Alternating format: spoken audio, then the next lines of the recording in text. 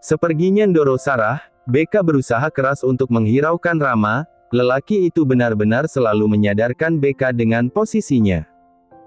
Meskipun BK sudah menjadi istri Tuan Rama, tapi tidak membuat pangkat BK setara dengan Ajeng sehingga BK merasa rendah diri.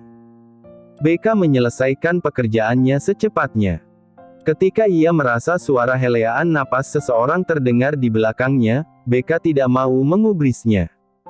BK hanya fokus pada pekerjaannya saja. "Kamu marah?" tanya Rama.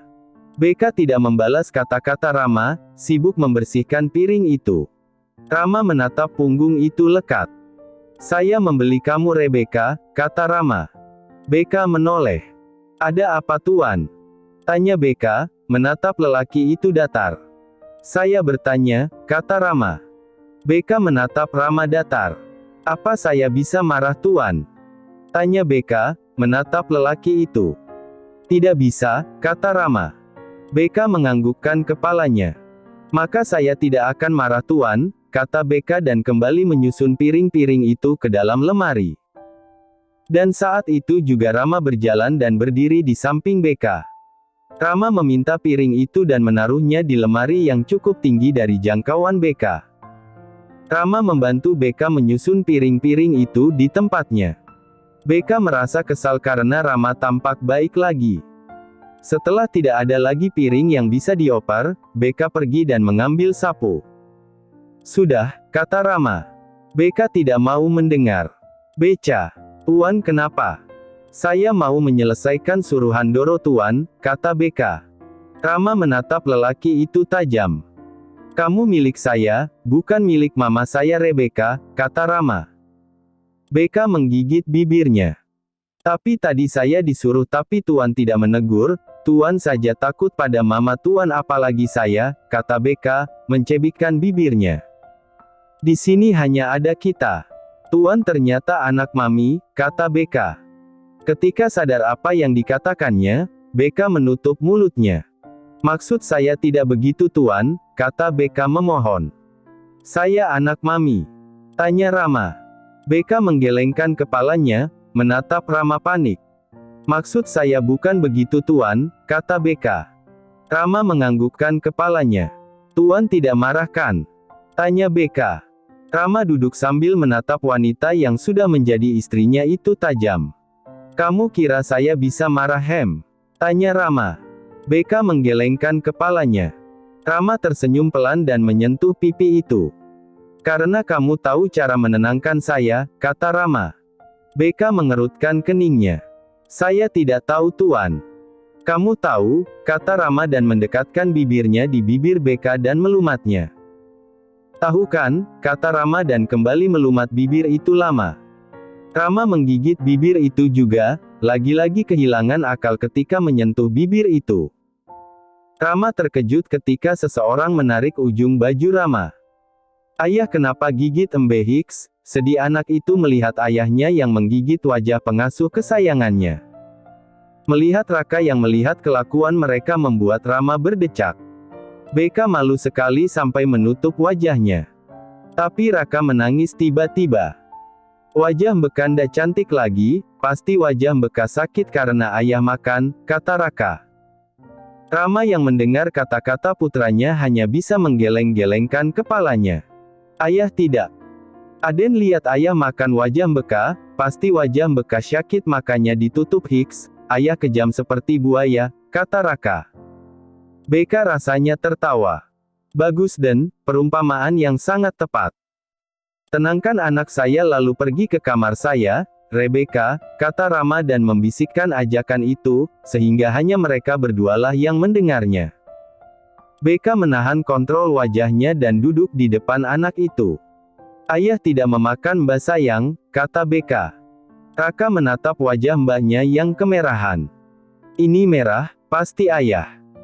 "Ayah Aden cium pipi BK, kayak begini," kata BK mencium pipi Raka. Anak itu mengerjapkan matanya. "Ayah cium Mbak karena Mbak pintar, makanya pipi Mbak merah," kata BK, entah sedang menjelaskan apa. BK saja tidak mengerti dengan apa yang BK katakan. BK tersenyum ketika anak itu berhenti menangis. Ma, pipinya sakit? Tanya anak itu. Beka tersenyum dan mencium pipi anak 4 tahun itu. Tadi Aden manggil apa? Bek. Bukan Mama. Anak itu menundukkan kepalanya. Beka tersenyum. Boleh kok panggil Mbak Mama, kata Beka. Raka menatap mata Beka penuh binar. Boleh asal hanya kita berdua, kata Beka. Anak 4 tahun itu memeluk Beka erat. Mama, bisiknya. Iya sayang. Mama. Iya, ayo Mama bantu anak Mama ini tidur, kata Beka dan mengangkat tubuh kecil itu. Sebenarnya kaki Beka masih sakit, tapi Raka juga gak berat-berat amat. Mau naik tangga sendiri? Iya Mama, katanya. Beka tertawa dan mencubit pipi itu gemas tanpa tenaga. Setelah menidurkan Raka, Beka langsung tidur saja di samping Raka. Anehnya saat Beka bangun, Beka malah berada di dalam kamar Tuan Rama, berada di pelukannya pula. Astaga. Tuan. Sudah jam 5 pagi. Iya tapi Tuan kenapa saya ada di sini? Tanya Beka. Rama menatap mata itu. Kamu yang jalan sendiri kemari, kata Rama. Beka menatap mata Rama. Saya Tuan. Tanya Beka. Siapa lagi? Kamu pikir saya yang menggendongmu kemari? Itu sedikit masuk akal Tuan, kata Beka. Rama tertawa. Saya tidak mungkin menggendong wanita rendahan kayak saya kan Tuan? Tanya Beka, mata binarnya menatap Rama lekat. Siapa yang bilang kamu wanita rendahan? Doro, tapi Tuan dengarkan pas Doro ngomong begitu, tapi Tuan tidak sekalipun membela saya. Rama menatap istri sirinya itu, tangan besarnya mengelus pipi Beka. Kamu mau saya bela? Tuan apa berani membela saya? Tanya Beka, menatap lelaki itu. Rama diam saja. Gak berani kan? Tuan ini juga gak boleh buat masalah, Tuan mau menikah, sebentar juga Nyonya Ajeng mau datang. Datang untuk didekatkan pada Tuan Raka, kata Beka. Kamu mau Raka dekat dengan Ajeng?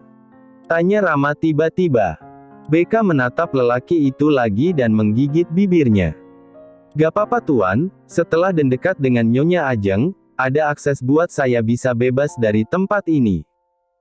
Kalau saya tidak bisa melepaskanmu bagaimana? Tanya Rama tiba-tiba. Tuan jangan bercanda sih, kata Beka. Kita sudah menikah, dan saya tampaknya tidak mau melepaskanmu, kata Rama. Beka duduk dan menatap tuannya tajam. Jangan Tuan, saya lebih baik mati saja daripada harus kata gitu. Mama saya bunuh diri karena ayah menikah lagi, jika Tuan menikah dengan Nyonya Ajeng, tanpa melepas ikatan pernikahan ini, saya memilih mati saja Tuan, kata Beka. Rama menggelap matanya. Siapa yang mengizinkan kamu bisa melakukannya?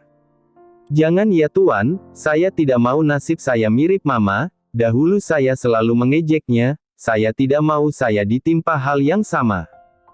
Jadi kamu mau jadi istri saya satu-satunya? Beka menggeleng. Enggak gitu Tuan, maksud saya Tuan Cher. Rama tidak mau mendengar kata-kata Beka dan kembali menjatuhkan wanita itu dan menindih tubuhnya. Sebelum saya bekerja, kita kuda-kudaan, kata Rama. Beka nampak terkejut menatap lelaki itu. Astagfirullah Tuan. Kenapa? Bukankah semua yang kita lakukan sekarang sudah halal? Tanya Rama. Beka mau berdiri tapi ditahan. Setidaknya saya mau gosok gigi Tuan. Sepanjang malam saya menciummu saya tidak merasakan bau apapun. Tuan Rama mengambil permen wangi dan memakannya. Ini permen 1,5 juta, kata Rama. Terbuat dari emas? Tanya Beka. Rama tertawa dan mencium bibir itu, lalu mendorong permen itu ke dalam mulut istrinya. Rama memagut bibir itu dan melepas tautannya, ia menatap Beka lekat. Bagaimana enak? Tanya Rama. Beka mengangguk. Kalau tidak enak dipertanyakan Tuan kenapa mahal, untungnya kan enak, kata Beka. Rama kembali menciumnya.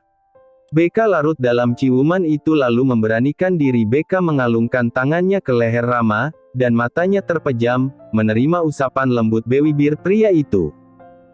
Lalu Beka merasa kembali di atas awan, ketika Rama kembali membawanya pada surga dunia. Jauh lebih lembut dari yang sering Rama lakukan, membuat Beka merasa seperti seorang istri kesayangan Tuan Rama. Selama bekerja Rama tampak tidak fokus dan selalu terbayang pembantunya yang tampak sangat seksi di bayangannya. Ini sudah bahaya, bahkan ia merasakan gejala seperti pengantin baru, yang bahkan di pernikahan pertamanya dia tidak begini. Ini baru terjadi hari ini saat ia bertemu dengan Rebecca. Rama merasa selalu ingin pulang. Jika seperti ini terus, di Jepang di mana dia sendirian akan menjadi neraka baginya. Rama memejamkan matanya dan mengumpat. Rama diam dan mulai mengalihkan perhatiannya pada pekerjaannya. Tidak lama dari itu, pintu diketuk dan seorang lelaki yang juga kaya raya datang. Dia adalah sahabat Rama, Harja, seorang pengusaha sepertinya, yang cukup populer karena membiarkan media meliput kegiatannya. Dia orang yang cukup sibuk, namun tiba-tiba muncul di kantornya. Tanpa izin dia langsung duduk di sofa. "Tebak Ram, berita apa yang gue bawa?" tanya lelaki bernama Harja itu dengan wajahnya yang menahan senyumannya. "Gue ketemu sama babysitter putra lo di jalan," katanya. "Sekarang dia sedikit berisi ya, tapi semakin cantik. Gue yang liatnya makin demam jadinya," kata Harja. Rama menghentikan pekerjaannya dan menatap sahabatnya itu tajam. "Dia cantik Ram, lo serius gak kepincut? Kulitnya bening bro, tubuhnya dulu kurus dan secepat kilat jadi berisi, seperti abis diraba-raba oleh seseorang. Gue baru tahu lo semesum ini sialan." Amarah Rama tidak senang istri sirinya dipandangi dan dinilai seperti itu. Harja yang melihat seketika tertawa. "Dia cantik, kapan masa kontraknya sebagai babysitter habis? Sepertinya daripada cari cewek gak jelas, mending menikah dengan babysitter putramu saja, sekalian memperbaiki keturunan gue," kata lelaki itu. Rama tersenyum tapi wajahnya benar-benar tajam dan seperti siap membunuh, tangannya mengepal, hanya saja dia diam saja. Harja yang melihatnya kemudian duduk tegak di sofa panjang sambil menatap Rama.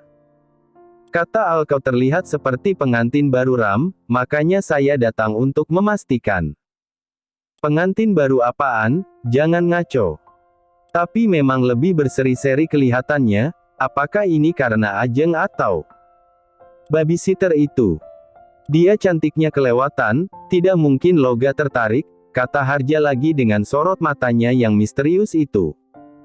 Rama tampak kesal ketika Rebecca menjadi objek pembicaraan mereka. "Buat apa kesini Har, gue sibuk," kata Rama. Harja berdecak dan menatap sahabatnya itu. "Lo udah tidurkan sama tuh cewek?" katanya.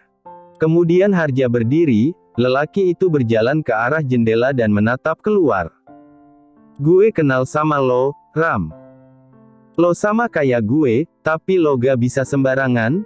Gue tahu alasan lo akhir-akhir ini selalu keluar negeri menyibukkan diri, menganggap pekerjaan lebih utama daripada apapun karena lo gak mau nidurin sembarang wanita. Namun tiba sekarang malah lebih sering di rumah, pulang tepat waktu juga. Lalu gongnya gue lihat mobil lo di hotel De Casa pagi-pagi. Gue minta CCTV dan ternyata lo dengan cewek tuh satu kamar. Lo bukan gay kan? Sampai masalah swag gue lo ikut campur?" tanya Rama kesal menatap dengan tajam dan penuh penilaian. Senang rasanya mengurus masalah percintaan orang, setelah Al yang kalah sama kisah percintaannya, gue gak mau lo ikut salah jalan juga, kata Harja. Gue bisa urus masalah gue sendiri. Tapi lo suka kan sama cewek itu? Lo ituin cewek itu berkali-kali, sejak kapan lo ikut jadi sebrengsek ini? Kata Harja. Gue kira gue aja yang bajingan, ternyata lo juga sama, kata Harja tertawa. Kami sudah nikah siri, kata Rama tiba-tiba jujur, ia tidak mau nama Beka buruk di mata temannya. Harja tertawa mendengarnya. Menikah dan menerima tunangan? Tanya Harja. Rama tidak mau menjawab. Jangan brengsek Ram, lo mau poligami ha? Tanya Harja. Gue nikah beberapa hari yang lalu, setelah pertunangan. Gara-gara. Rama menatap ke sekitarnya. Gue gak suka dia nikahkan dengan lelaki lain karena perihal hutang, kata Rama. Jadi pertunangan lo gimana? Rama diam. Mau lo batalin ya jangan-jangan? Tanya Harja lagi menatap sahabatnya itu. Entahlah. Ini akan jadi masalah di keluargamu jika Tante Sarah tahu, kata Harja, menatap sahabatnya itu. Melihat sifat mama kamu, mana mau dia menerima menantu seperti Rebecca, katanya lagi. Tante Sarah terlalu memegang teguh kasta, jadi bakal susah kecuali kau pun sendiri ikut membantah keluargamu, kata Harja lagi. Rama tampak diam mendengarkan. Lo beda banget Ram, dari dulu. Sekarang lo berubah tapi jadi baik. Kau belum mau pulang? Tanya Rama. Harja lagi-lagi tertawa. Anehnya pas masa-masamu dengan Diandra juga lo gak kayak gini Ram, katanya tertawa. Harja selalu berbicara membuat Rama pusing. Berarti sudah benar Ram, lo udah jatuh cinta sekarang, katanya menatap Rama. Sebelum keluar dari kamar itu Harja menatap Rama. Dan bisa abis kalian kalau Tante Sarah sampai tahu hal ini, kata Harja lagi. Tapi tenang saja gue diam orangnya, kata Harja dan menutup pintu. Beka merasa tubuhnya semakin gemuk kala Beka bercermin. Badannya membesar, dada dan pinggul Beka juga. Kenapa bisa begini? Beka kemudian menahan napasnya ketika naik ke atas timbangan. Pelan-pelan Beka membuka matanya, dan melirik ke arah timbangan itu, dan, Beka mencebikkan bibirnya ketika timbangan itu menunjukkan angka 59. Beka langsung ambruk. Raka yang duduk di atas kursi langsung turun dan memeluk mamanya erat. Mama kenapa tanya Raka memeluknya erat. Mama gak cantik lagi, mama sudah gemuk Den, kok bisa sampai naik 10 kilo? Aku kenapa sebenarnya, tanya Beka menangis. Ini aneh sekali kenapa setelah berhubungan dengan Tuan Rama, Beka langsung mengembung seperti balon. Apa karena Rama terlalu sering menyuntiknya? Apa karena itu? Beka sangat-sangat bingung. Sampai rasanya tidak bisa bangkit lagi. Atau jangan-jangan Beka hamil? Enggak mungkin, Beka menggeleng keras. Beka duduk dan menatap anak kecil itu. Aden mau ikut mama olahraga? Tanya Beka. Raka tampak dilema tapi kemudian mengangguk. Jadi Beka langsung mengganti pakaian anak asuhnya itu dengan pakaian olahraga, lagi pula hari sudah sore, cocok sekali untuk berolahraga. Beka lari-lari sore dengan memakai 2 gelang pengaman untuk Raka dan Elsa yang juga ikutan olahraga dengan Beka. Elsa seperti pengangguran yang selalu kelihatan kala Beka membuka pintu. Dia seperti memantau terus rumah Tuan Beka, sehingga anak itu selalu kelihatan dan menyapanya. Dan harus Beka garis bawahi, bahwa mengajak 2 anak itu olahraga bukan pilihan yang efektif. Di lapangan mereka sering jajan, sampai menangis jika tidak mau dibelikan. Raka yang Beka pikir lebih dewasa, malah menatap Beka dengan matanya yang indah dan berbinar karena mau makan hotdog. Beka jadinya ikut-ikutan makan. Ya Tuhan. Sepulang mereka dari lari-lari, Rama sudah pulang di rumah, terlihat dari mobilnya. Lelaki itu tampak akan keluar, mungkin kaget karena Beka dan Raka tidak ada di rumah. Tuan sudah pulang? Tanya Beka menatap Rama. Tuan mau pergi lagi? Tanya Beka melihat kunci di tangan Rama. Rama mengantongi kuncinya lagi dan menatap Beka. Saya kira kalian berdua di rumah Mama, kata Rama. Beka tersenyum tipis. Enggak Tuan, kata Beka dan membawa Raka masuk. Abis olahraga? Tanya Rama. Iya Tuan, saya mulai membesar, kata Beka. Rama mengerutkan keningnya. Tuan gak lihat badan saya? Tanya Beka menatap Rama. Rama menatap Beka yang hanya tambah cantik, memang sedikit tembem, tapi itu cocok-cocok saja dengan wajahnya. Hari ini kita makan di luar, kata Rama. Beka menatap Rama lekat. Hari ini malam minggu, Nyonya Ajeng akan datang ke sini kayaknya. Tuan ajakin Nyonya Ajeng saja, hari ini saya mau olahraga malam. Rebecca, panggil Rama mengingatkan. Maaf Tuan kalau kurang sopan, tapi serius Nyonya Ajeng akan datang, Tuan belum dikabari sama mamanya Tuan. Kamu berkeringat, alih-alih menjawab Rama malah bertanya hal yang tidak perlu. Saya mau mandi Tuan, tapi harus memandikan dan Raka dulu. Kamu mandi saja, Raka biar saya yang urus, kata Rama. Beka menatap tuannya. Tuan juga perlu mandi. Saya mandi dengan Raka, memang kau mau mandi bertiga? Enggaklah Tuan, kata Beka. Kalau gitu, saya pamit dulu Tuan, kata Beka dan berlalu pergi. Beka baru saja selesai mandi ketika tiba-tiba melihat Rama yang duduk di atas ranjang, menatap Beka dalam, gelap dan berguairwah. Tuan. Beka merapatkan handuknya, dan akan masuk kembali ke kamar mandi ketika suara Rama yang terdengar parau. Saya sudah menahan diri lama, jadi buka handukmu dan kemarilah duduk di pangkuan saya. Tuan sepertinya kita perlu puasa itu dulu. Rama mengerutkan keningnya. Saya merasa karena Tuan sering menyuntuiku, saya gemuk Tuan, kata Beka. Kamu hamil? Tanya Rama. Semoga enggak Tuan, kata Beka cepat. Kenapa? Bukankah itu hal yang bagus, untuk bisa menarik saya? Dengan kamu hamil kamu bisa menjebak saya Rebecca, kata Rama. Beka menggeleng. Seperti kata Tuan kalau saya hamil, harus digugurkan, kata Beka. Rama menatap Beka, matanya seketika membara. Saya sangat-sangat tidak suka kamu ngomong seperti ini, kata Rama. Tuan saya memang tidak mau hamil, dan saya tidak mau gemuk juga. Dan saya tidak suka dibantah. Tuan saya mau pakai baju dulu aja, kita ngomongin ini baik-baik. Rama menatap tajam Beka. Saya tidak suka mengulang perkataan saya Beka. Tuan sepertinya sudah gila, kata Beka, dan melepas handuknya menyerah, berdebat dengan Tuan Rama memang tidak ada untungnya. Rama selalu kelaparan jika menyangkut wanita ini, jadi sepertinya ia sudah menggakui perasaannya. Bahkan jika wanita ini Ajeng, Rama tidak akan segila ini. Ini karena dia adalah Rebecca, makanya Rama seperti ini. Wanita ini harus ikut dengannya ke Jepang, walaupun hanya berdua saja. Mungkin Rama lebih membutuhkan Beka daripada putranya.